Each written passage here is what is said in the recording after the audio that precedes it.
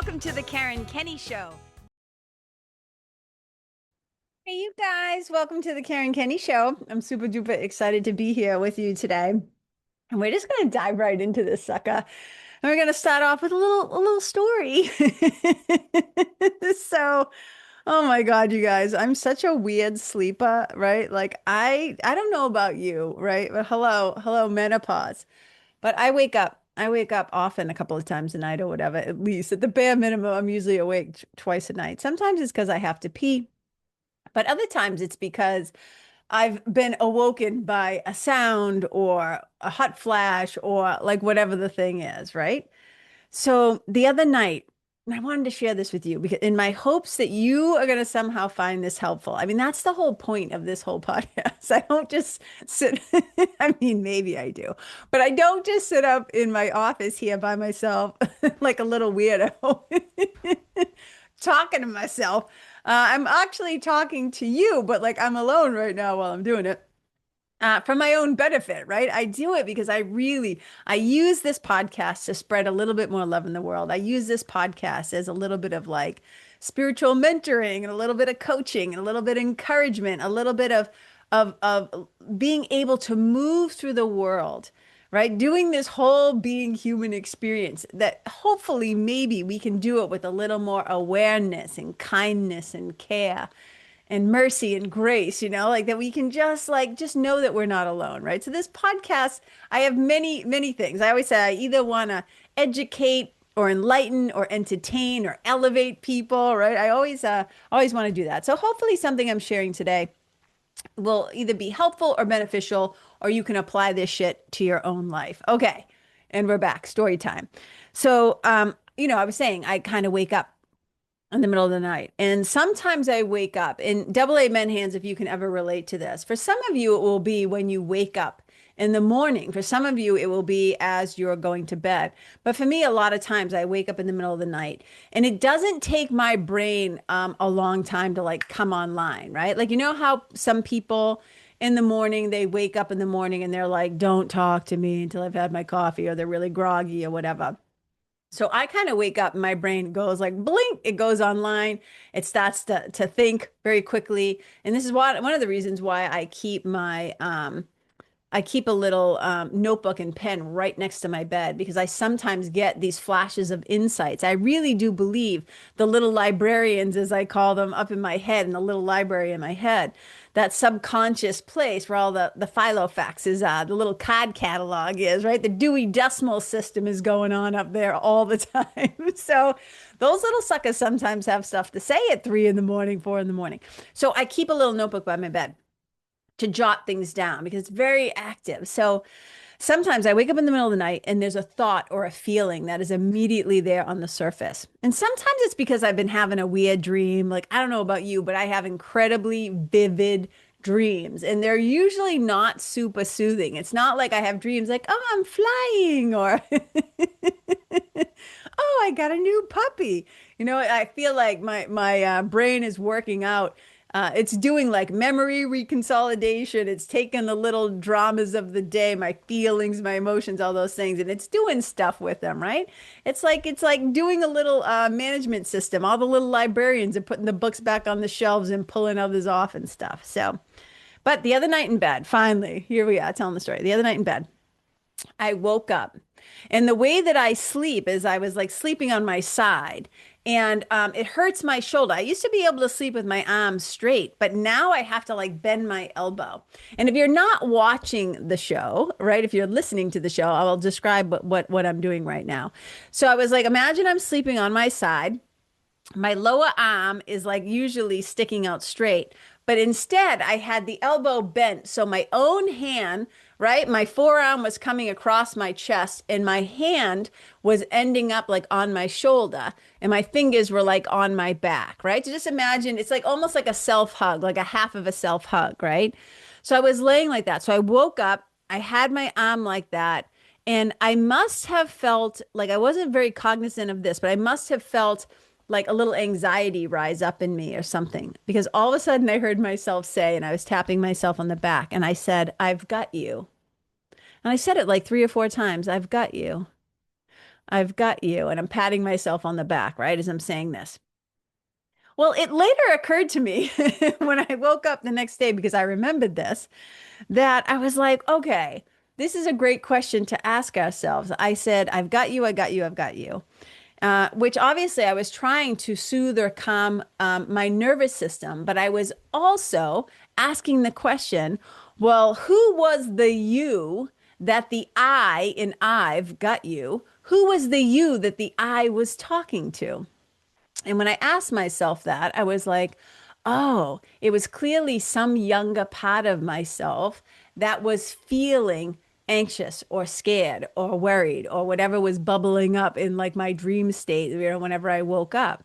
And it was so comforting and so nice when I was saying, I've got you. And I realized, oh, that's like 57 going on 58-year-old me talking to a younger part of me that was feeling whatever it was feeling at the time, which for me, I'm sure it was anxious or worried or problem solving. It was doing whatever it does. And I wanted to talk to you about this. So the I, which I would call the self, right? The I part of me, the true self. So, and we're going to get into this in a minute, was talking to a younger self. And I know that I've talked on this podcast before. I have mentioned several times about IFS, right? Internal Family Systems. IFS, commonly known as PATS work, PARTS, PATS. Like I have a part of me that wants to go to the movie. I have a part of me that wants to stay home, right? Like PATS work. Now, before we get into all of this, though, I always say this, I say this to my clients, I say it to my mentoring clients, my coaching clients, everybody. Whenever I'm kind of giving like any kind of mentoring, coaching, whatever advice, or people are asking me questions about my opinion, I always go, hashtag not a therapist, hashtag not a therapist, right? So I don't have a degree in mental health counseling, da da da da. I have been a spiritual mentor for a wicked long time, certified. I did a training, a year-long training, with a brilliant, brilliant person who was a therapist and went to divinity school and was like, and still is, still alive and still brilliant and smart. And I have been certified, in a coaching program with another brilliant mind, Melissa Tiers, right?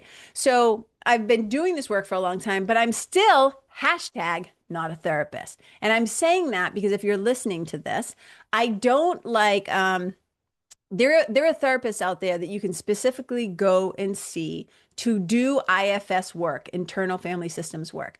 You can go to see them and to do PATS work, like formally, da da da da. The stuff that I'm sharing with you today is going to be hopefully helpful and stuff like that. But I want you to think of it as like, as Linda Ty says, the brilliant Linda Ty says, like sip sip. I'm just giving you a little sip sip, a little taste. It's a little taste. It's a little peeksy. It's a little ganda, right? But I want you to like do your own homework. That's wicked important to me. That if I give you a taste of something and you're like, ooh, this really spoke to me, or wow, I can see how that could be helpful, right? I want you to do a little homework. So I got some books here that I will also share with you.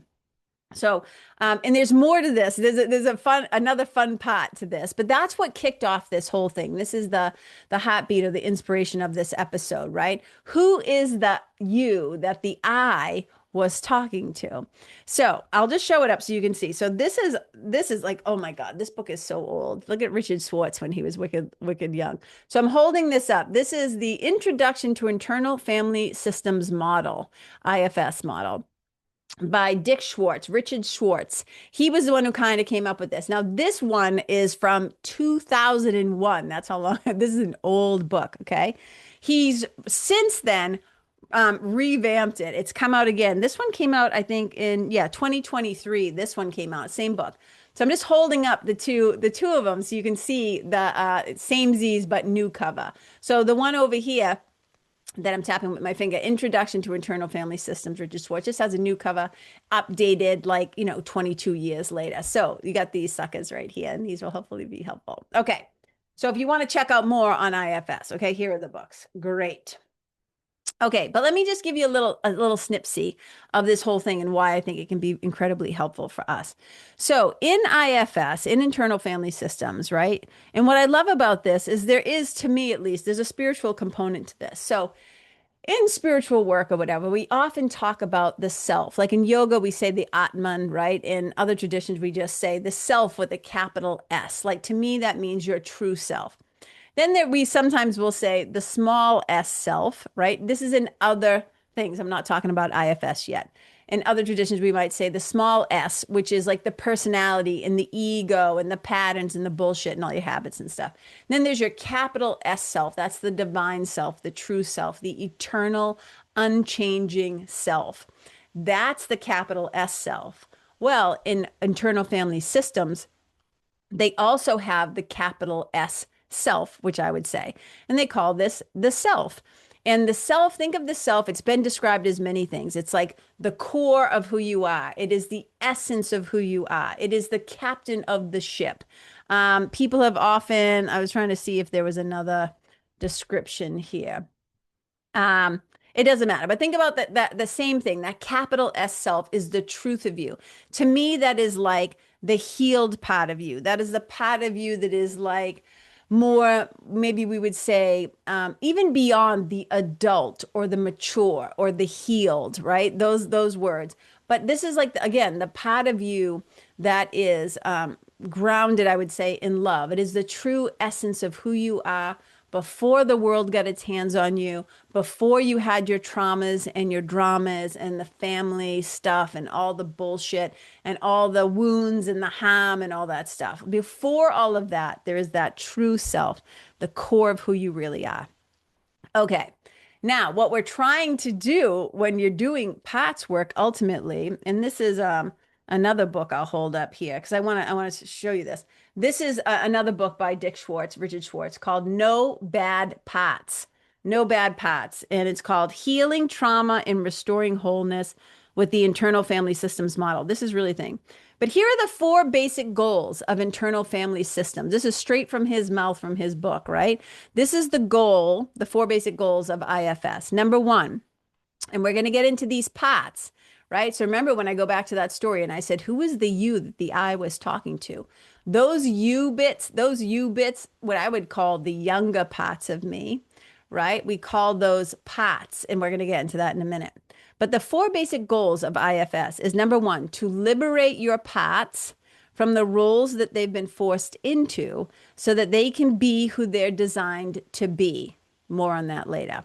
One, to restore trust in the self, capital S self, and self leadership. And we're going to get into self leadership too, because the self and the self leadership was that I part of me that was telling the younger part of me, I've got you. Okay. That was number two, restore trust in the self and self leadership. Number three is to reharmonize the inner system. This inner system of this kind of inner family that you have of all these parts, okay? And then it's to become more self-led, that self-leadership, to be more capital S self-led in all of your interactions in the world. These are really great goals. They're very important, okay?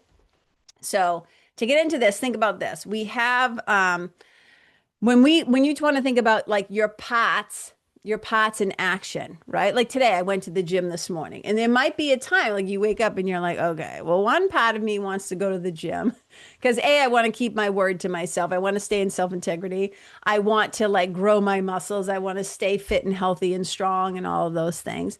But the other part of me is like, wants to stay home and relax, right? So we say this all the time. Parts work is not some kooky, far-fetched, whatever. We talk about the different parts of ourselves all the time. One part of me, even though I asked for the divorce, and there's one part of me that wants the divorce. There's one part of me that still loves them. There's one part of me that's angry, but there's another part of me that understands that they just had a tough childhood and da da da da. So we have all these parts within ourselves. Now, remember, I'm keeping this like super light. I'm not going to go like, again, hashtag not a therapist, but I do think that knowing these things can be wicked helpful when we're trying to understand ourselves, when we're trying to understand others, and we're trying to, for me, I will say that parts work has been really, really huge in my work with forgiveness. Me personally, I'm not saying it should be for you. It has just been wicked helpful for me. Okay, so then you basically have the self. That is the captain of the ship. It's over here. And then we have these parts. So the parts are broken down into a couple of different categories. There's the protectors, and underneath the protectors, there's two kinds, right? There's the managers, and then there's the firefighters. And we're going to get into those. Okay. That's the next section. Those are your parts. They only exist. Now, if you guys have ever heard me say on this show, like, oh, one of my pots that I have named, because I love to name my pots. So one of my pots I call Vicky with two Ks from Lawrence. And Vicky is the one who kind of like, she's a major protector, man. Like she's got something to say. She doesn't like it when there's an injustice. She doesn't like it when somebody's mean to animals or little kids or women or old people or anybody. She doesn't like meanness. She doesn't like bullies. She doesn't like injustices, right? Like, and she's like, give me the mic. I got something to say, right? So she's like this tough part of me. She's still alive and well in there.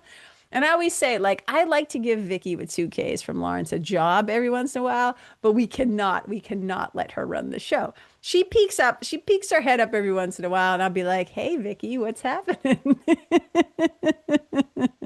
So we're going to get into that in a minute. Okay. But so we have protectors. I'll tell you a little bit more about the managers and a little bit more about the firefighters in a moment. But they exist. I always say it like this. Again, hashtag not a therapist. This is just my point of view. I look at the protectors. I always ask myself the question, well, who are they protecting? Right? So what they're protecting or who they're protecting is what we would call the exiles. And the exiles are like the wounded and really vulnerable parts of your internal family system. I would call them the younger parts of you, which is going back to when I said, I've got you. That you I was talking to was some younger part of me that was feeling whatever it was feeling, right? So they're the wounded and vulnerable parts of ourselves. They often carry the pain and the memories from our childhood, from our past traumatic experiences. And a lot of people do not like to think about those old experiences. They don't want to talk about those old experiences. They certainly don't want to revisit them and feel them. So what do they do? And I'm doing this with my hands, you guys. They're up by my face and I'm pushing them down and out, right? They're just like taking those parts of you, those younger, vulnerable parts of you that might still be scared or feel abandoned or lonely or angry, right? Like, and they're just going, nope. They're just like, nope. So the exiles, those younger parts of us who didn't have a voice, didn't get a say, didn't matter what we wanted, didn't matter what we felt, weren't asked to have an opinion, didn't care, didn't matter. Suck it up, stuff it down. Those exiles literally got sucked up and stuffed down and sent off to Siberia, right? So they have been quote unquote exiled. So the exile, and I'm reading this from exiles are often hidden by protectors and managers to prevent the individual from experiencing the intense emotions that are associated with the past wounds. That's the role of the exiles. And the goal is to keep those very vulnerable parts protected, which hence we have, right, the protectors. We have the managers and we have the firefighters. So what the managers do in double amen hands, man, I can highly and easily recognize these parts within myself. So maybe and hopefully, fingers crossed, like you can too. So the firefighters, so what, first of all, number one, the managers try to keep us safe by controlling other parts or people or situations. So what the managers often do is they're proactive protectors, right? So they try to avoid and prevent and control against perceived threats. They're like, okay, something's going to go down. So I'm going to be wicked, hyper vigilant, wicked, hyper responsible, and I'm going to plan and I'm going to organize and I'm going to control. And they work alongside, right, the other protectors. What they want to do is they want to maintain order and they want to prevent the individual, in this case, I'll just say me, from feeling overwhelmed, right? So managers try to prevent the vulnerable feelings from emerging. They're proactive. They're like type A, they get shit done, right? They're controlling, they can be nitpicky, they're quick to criticize, right? Like those are those parts of you, the perfectionist, right? They try to prevent the vulnerable feelings from emerging by staying in control and avoiding potential triggers. You know, when you say, oh my God, that triggered me, I got so triggered, right? They're trying to avoid that. And they're very much, you guys, associated with a sense of responsibility or duty. I have to do this, right? Not so great maybe at delegating, right? Like I've got to do it. I've got to take care of it. I got to stay on top of it. They're literally being proactive and trying to prevent bad shit from happening. Those are the managers who are the protectors. Okay. So the protectors, again, remember, the overall job of the protectors, both the managers and the firefighters, is to shield the individual from pain and vulnerability. So they can take on roles as being critical, perfectionist, controlling, and sometimes even aloof. It's aloof. Okay.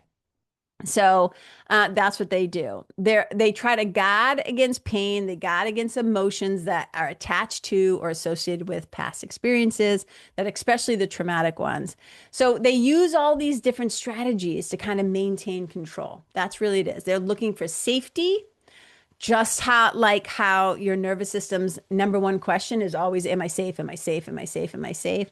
So also your protectors are trying to maintain safety and control. That's what they do.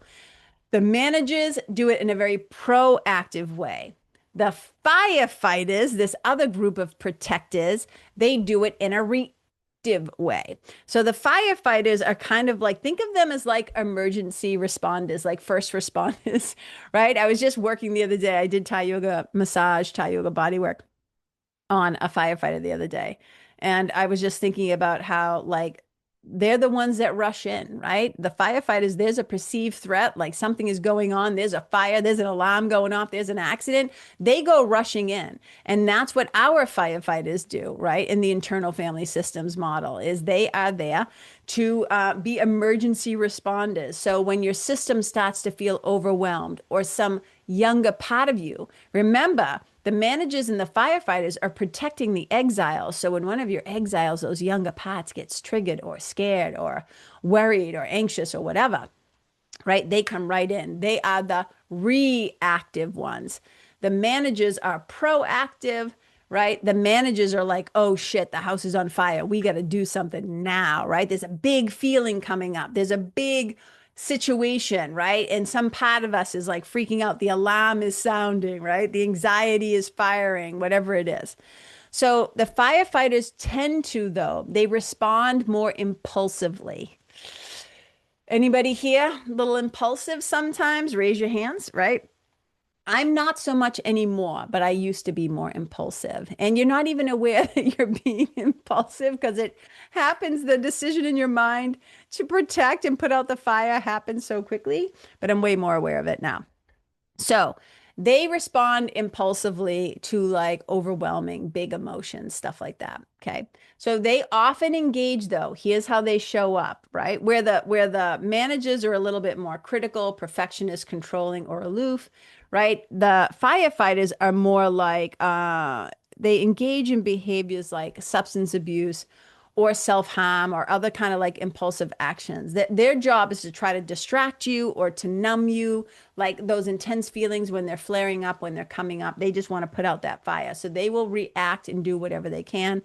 Sometimes we can see it as compulsive behaviors like over exercising, like anything where you're basically trying to, like I said, substance abuse. Not everybody. I'm just saying, this is why I said hashtag not a therapist. Do your own homework. I'm just saying this is the general understanding that is kind of out there. And firefighters often come into play when protectors and managers are unable to contain the emotional distress. Like, let's say a part of you was being really proactive and trying to do everything to keep you safe. And then that, whatever strategy that was, failed. And that's when the firefighters come on because they try to do a quick escape. They're like, we're out of here. So whether it's smoking cigarettes or doing drugs or drinking or shopping, distraction, numb. The firefighters are like, let's go, like make yourself go run. And this is why we see a lot of times people just kind of switch tactics, right? So maybe, and again, I'm just using whatever examples, they kind of go from one extreme to another. They might stop, using a substance, but then they start doing like hardcore Ironmans, or they, they just go from one extreme like to another. They stop doing this, and then they're like rock climbing the hottest peak, whatever it is. So it's like knowing ourselves, and this is one of the things I love about IFS work. The thing that I have found most fascinating about Pat's stuff is really it helps me to become more self-aware. It helps me to know myself better. It helps me to know like how I'm reacting, how I'm responding, why I am. And when I can understand my own internal story and what's going on inside of me, what exile is trying to speak, which exile is having the panic attack or the anxiety or the worry or the fear or whatever is going on.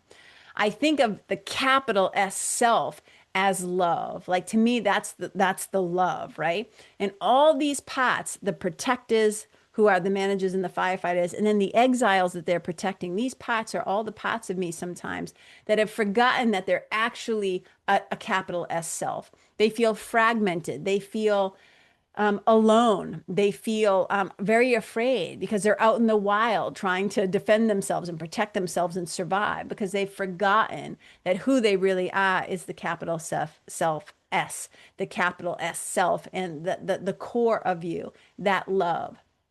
And that self energy, we're going to talk about, we're going to come back to that, like, because there's great qualities in the self, and that will help us to identify when we're more in that self energy.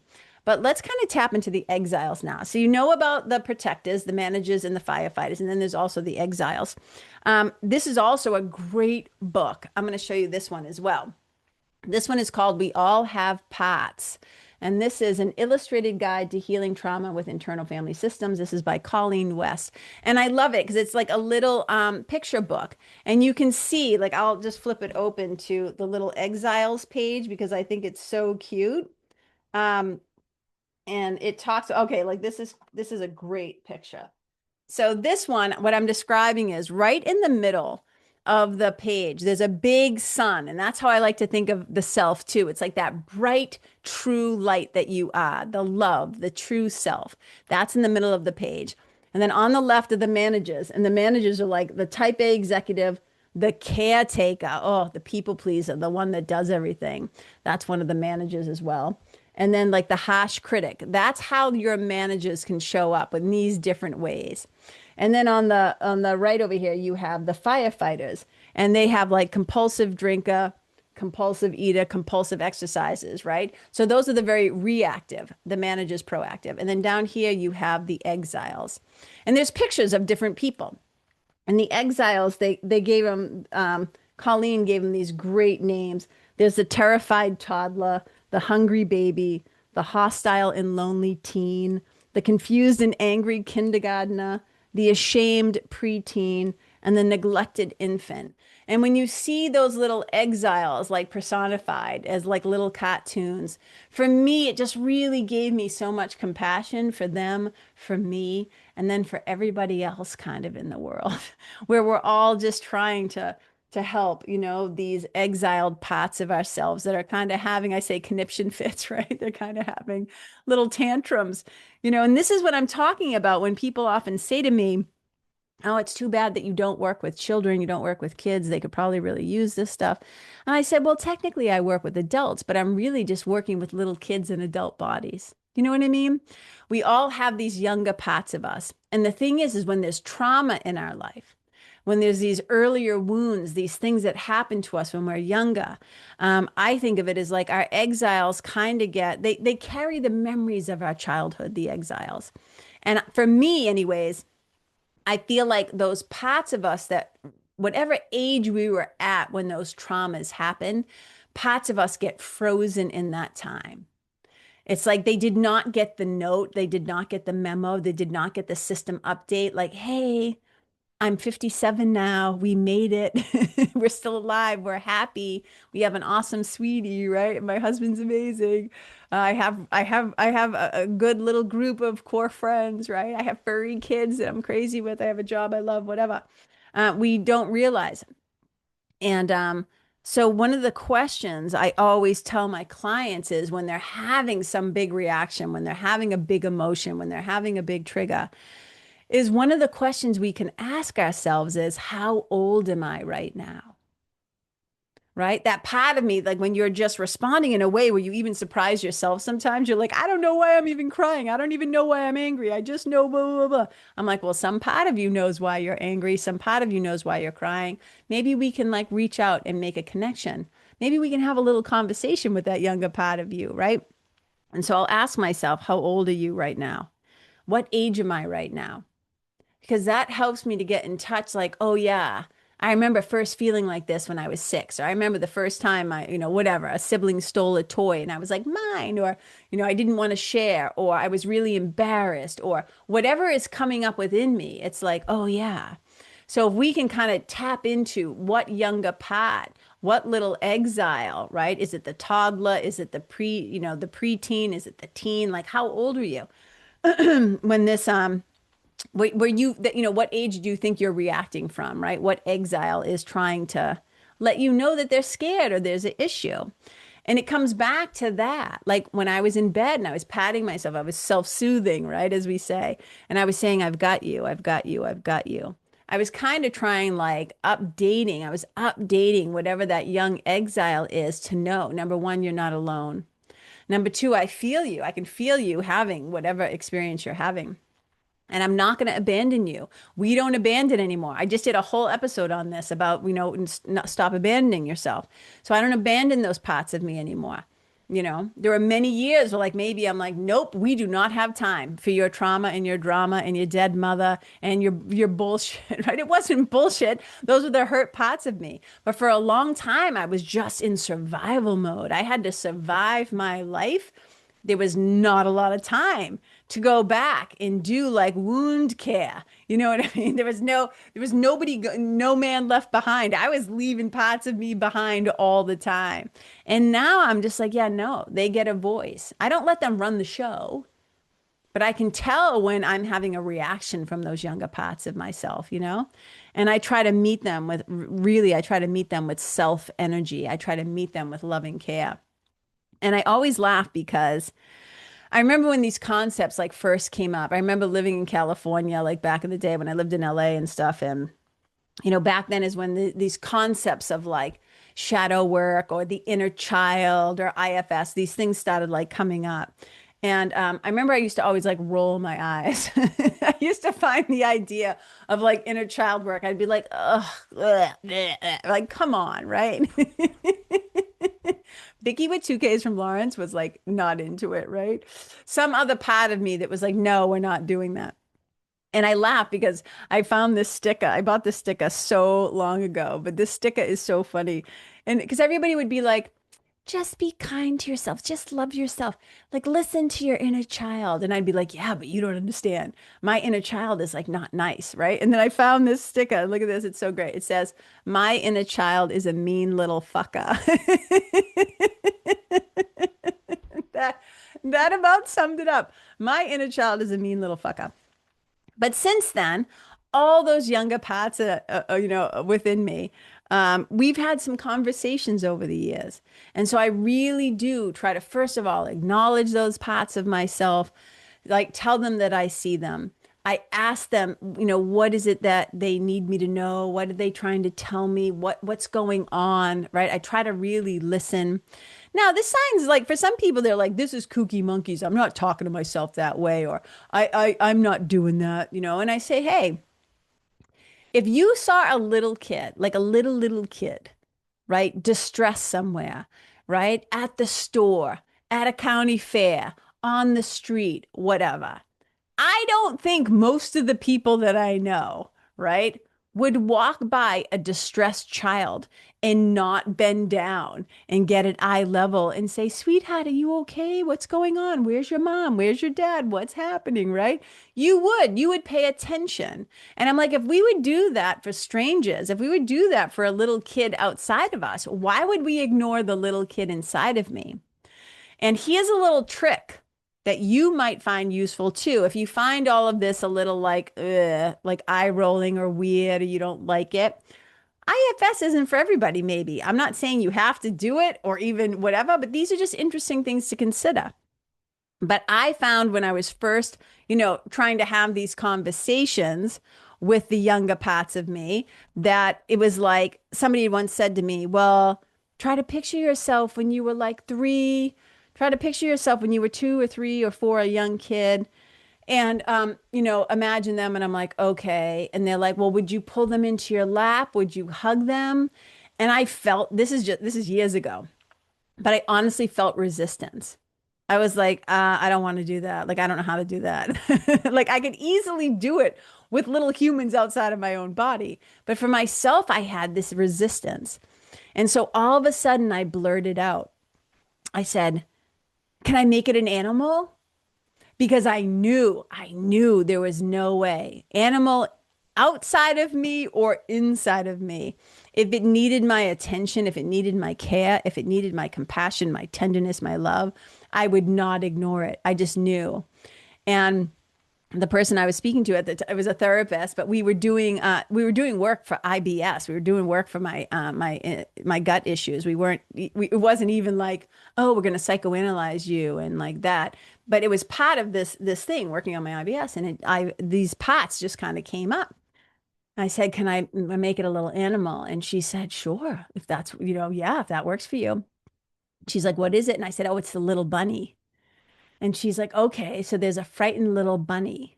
What are we going to do?" I said, "Oh my God, I'm going to like pick it up. I'm going to hold it close to me. I'm going to talk to it sweetly. I'm going to like pet it. I'm going to reassure it. I'm going to say, I've got you. I'm here. I love you. You're okay." And I was like, oh, duh, right? Like, oh, this is probably how I want to be talking to the younger parts of me, right? Talking to the younger self. It's like, oh, younger you.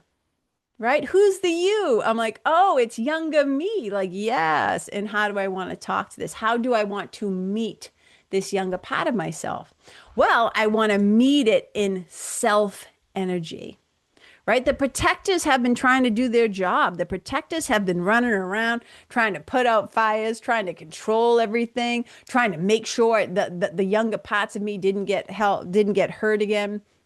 But what happens is all those parts of me become burdened. They become overwhelmed and burdened. They've been given jobs that they shouldn't have been given at ages that they shouldn't have been given because there should have been adults outside of me protecting me, caring me, seeing me, listening, right? All those things, teaching me these things that I wasn't alone, that I wasn't abandoned, that I was allowed to have feelings, blah, blah, blah, blah, blah, right? Again, hashtag not a therapist, just saying. But so we create these internal pots, these internal, think about even the words. There's an internal family in there. And there were parts of us that didn't get parenting, that didn't get what they needed. Right. And so the firefighters and the managers are like running around trying to do all this work to protect. And the thing is sometimes we just have to have some conversations with those younger selves. And it's like, when you do like a system update, whether you're an Apple user, a Mac user, or you're, somebody who uses Windows and Microsoft or whatever. There's system updates. We have to start downloading the updates and letting those younger parts of us know that we made it. We're still here. Yeah, we still have some work to do. Yeah, we're not perfect, all that stuff. But we are older. We're wiser. We're more self-aware. We have more self-compassion. We have more tools. Hopefully, you guys, hopefully. Now, I know some of you are thinking about maybe your parents or some people in your life and like, well, they clearly do not have the tools, but we can't control what other people are doing. So let's keep the focus on ourselves, but we can gather the tools, right, to be more helpful to ourselves. But when those younger parts, when we're going to uh, when we're going to engage with those younger parts, I want to be coming to them from a place of not only love, but from my true self, the self, the capital S self. I want that part of me to be leading the show, right? To be running the show. And there's these 8 qualities, the 8 C's, right? The 8 C's in internal family systems that they're called. And these are like the qualities that we want to show up with that describe the core qualities that emerge as we do this work of unburdening, right? Unburdening and healing our parts. As we do this, we start to realize that these 8 C's already exist within us. They've just been, it's like when a cloud comes in front of the sun and the sun gets blocked. And it can be really easy to think like, oh, right, that is not there anymore. The love isn't there anymore. But you can never extinguish the sun, and you can never extinguish yourself, your true self. So these 8 qualities of the self, right? They're curiosity and clarity, compassion, confidence, courage, creativity, connectedness, and calm. All right, I'll say them again. There's curiosity, There's clarity, compassion, confidence, courage, creativity, that connectedness, and calm. And the thing that's great about knowing these and why I said them twice is so that maybe you hear them, they start to sink in. Because the more we're familiar with these qualities, the more you'll be able to tell when you're in your self energy and leading from yourself, self leadership, versus when you're not. So when you're panicking, when you're anxious, when you're angry, when you're upset, all those emotions are welcome, but we don't want to be living and making like decisions from that place.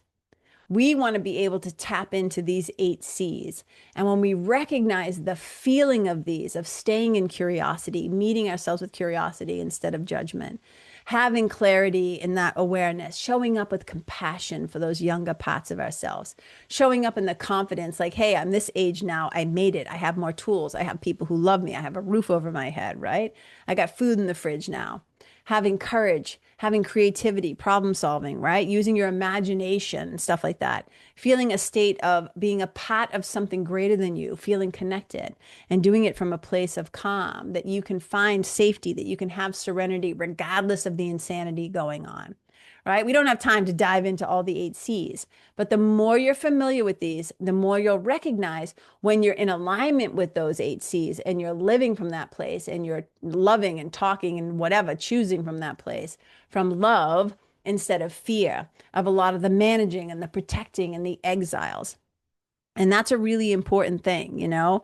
And so I just wanted to share these concepts and ideas with you. And like I said, if you're curious, please like rewind and look at the books again that I held up and showed you, right? There's a treasure trove here of learning more about Pat's work, internal family systems, you know, that Dick Schwartz, you know, came up with. Although some people say somebody before him came up with some ideas and on and on. And that's true. Do your homework, credit the original sources, know where things come from.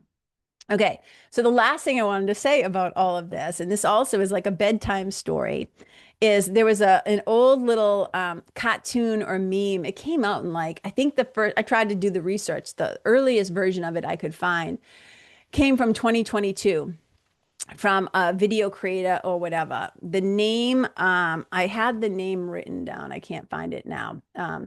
But it has since been morphed a million times. So tons of people have taken, what's the word? Made it their own, and they say that they created it. So I'm not even going to name all those people.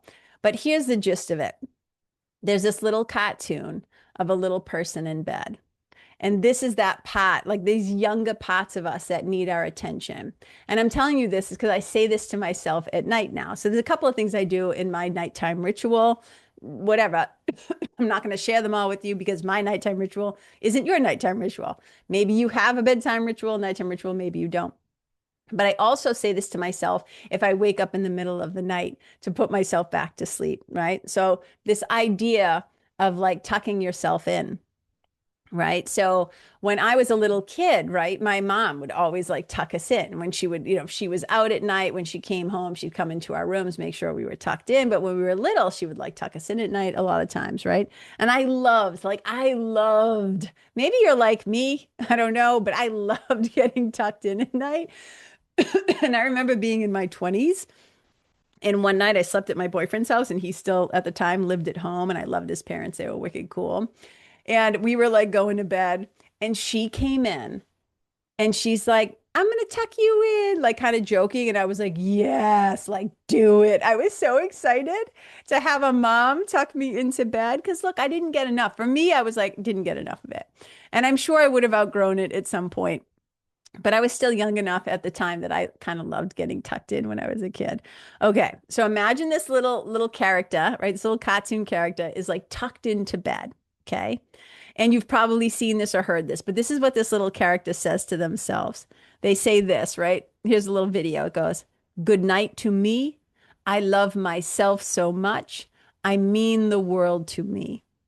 And then this little character kisses its own palm and then it touches its own forehead, giving himself, itself, herself, a little forehead kiss.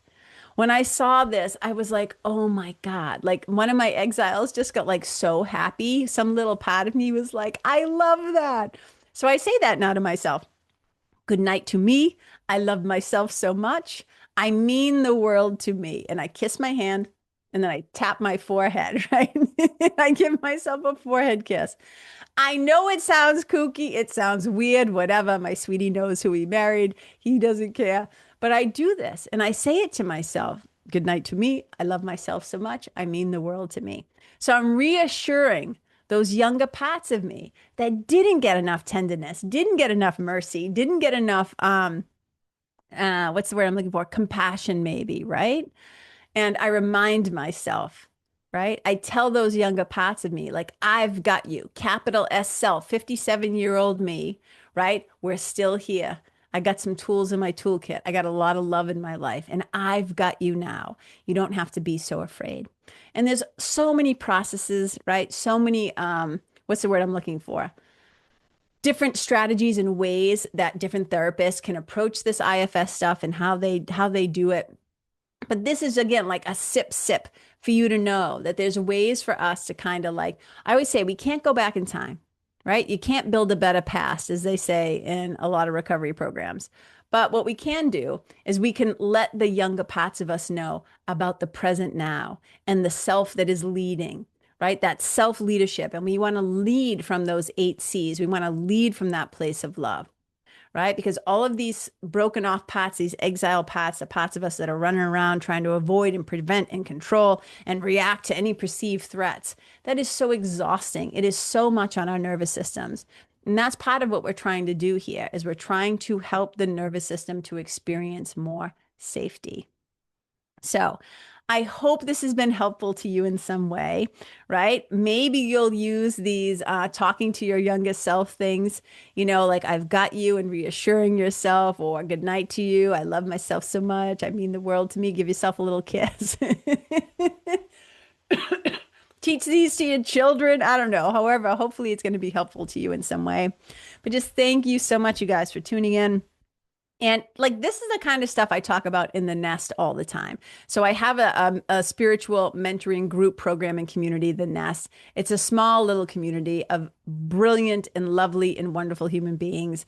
And it's always open. It's like $50 a month. You come in, we have 2 calls a month over Zoom on Wednesday nights, bi-monthly, bi-weekly, so every other week. It's a fantastic group. I've been running it since 2020, so it's been around for like 6 years. So if you want to find out about any of the ways that I work with people in coaching and mentoring, group or individual one-to-one, you want to find out about Thai yoga massage, right? Thai yoga body work, the things that I do, right? My yoga class is always sold out. That's why I don't even promote it because the same people just keep coming back. So that little community is amazing and awesome too. But you can just find everything on KarenKenney.com. Just go up to the header. You'll see everything. You'll see Right Club. You'll see Thai Yoga Bodywork. Excuse me. You'll see the podcast, yoga, whatever. That's how you can find me.